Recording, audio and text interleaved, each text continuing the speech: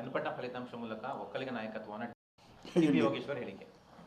ಅವೆಲ್ಲ ಸುಳ್ಳು. ಇಲ್ಲಿ ಯಾರು ಇಲ್ಲಿ ಹಣಬಲ, ಅಧಿಕಾರ ಬಲ ಮತ್ತು ಕ್ಯಾಂಡಿಡೇಟ್ ಇಲ್ದಿರ ನಮ್ಮ ಪಾರ್ಟಿಯಿಂದ ಕ್ಯಾಂಡಿಡೇಟ್ ತಗೊಂಡು, ಬಿ ಜೆ ಪಿಯಿಂದ ಕ್ಯಾಂಡಿಡೇಟ್ ತಗೊಂಡು ಒಕ್ಕಲಿಗ ನಾಯಕತ್ವ ಬಂದಿದೆ ಅಂದರೆ ಏನರ್ಥ? ನಿಮಗೆ ಒಕ್ಕಲಿಗ ನಾಯಕತ್ವ ಇದ್ದರೆ ಪಾರ್ಲಿಮೆಂಟ್ ಎಲೆಕ್ಷನಲ್ಲಿ ಯಾಕೆ ಸೋತ್ರಿ ನೀವು? ನಿಮ್ಮ ತಮ್ಮನ ಕೆಲಸ ಕಾಣಕ್ಕಾಗಿಲ್ಲ ನೀವು. ಒಕ್ಕಲಿಗರ ಬೆಲ್ಟು ಕನಕಪುರ ಲೋಕಸಭಾ ಕ್ಷೇತ್ರ ಒಕ್ಕಲಿಗರ ಬೆಲ್ಟ್, ಅದು ಪೂರ್ತಿ ಮೋರ್ ದೆನ್ 60%. ನೀವು ಅಲ್ಲೇ ಗೆಲ್ಸ್ಕೊಳಕ್ಕಾಗಿಲ್ಲ, ನಿನ್ನ ತಮ್ಮನ ಗೆಲ್ಸ್ಕೊಳಕ್ಕಾಗಿಲ್ಲ. ಯೋಗೇಶ್ವರನ ಗೆಲ್ಸ್ಬಿಟ್ಟು ಒಕ್ಕಲಿಗರ ನಾಯಕ ಅಂದರೆ ಯಾರು ನಂಬ್ತಾರೆ? ಯಾರು ನಂಬಕ್ಕೆ ಸಾಧ್ಯನೇ ಇಲ್ಲ. ಡಿ ಕೆ ಶಿವಕುಮಾರ್ ಯಾವತ್ತೂ ಒಕ್ಕಲಿಗ ನಾಯಕರು ಆಗೇ ಇಲ್ಲ, ಮುಂದೇನೂ ಆಗೋದು ಇಲ್ಲ. ಓಕೆ, ಚನ್ನಪಟ್ಟ ಫಲಿತಾಂಶ ಮೂಲಕ ಒಕ್ಕಲಿಗ ನಾಯಕತ್ವವನ್ನು ಟಿ.ಬಿ. ಯೋಗೇಶ್ವರ್ ಹೇಳಿಕೆ.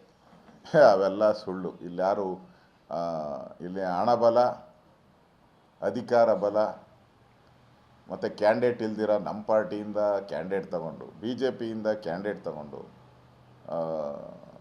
ಒಕ್ಕಲಿಗ ನಾಯಕತ್ವ ಬಂದಿದೆ ಅಂದರೆ ಏನರ್ಥ? ನಿಮಗೆ ಒಕ್ಕಲಿಗ ನಾಯಕತ್ವ ಇದ್ದರೆ ಪಾರ್ಲಿಮೆಂಟ್ ಎಲೆಕ್ಷನಲ್ಲಿ ಯಾಕೆ ಸೋತ್ರಿ ನೀವು? ನಿಮ್ಮ ತಮ್ಮನ ಕೆಲಸ ಕಾಣಕ್ಕಾಗಿಲ್ಲ ನೀವು. ಒಕ್ಕಲಿಗರ ಬೆಲ್ಟು ಕನಕಪುರ ಲೋಕಸಭಾ ಕ್ಷೇತ್ರ ಒಕ್ಕಲಿಗರ ಬೆಲ್ಟ್, ಅದು ಪೂರ್ತಿ ಮೋರ್ ದೆನ್ 60%.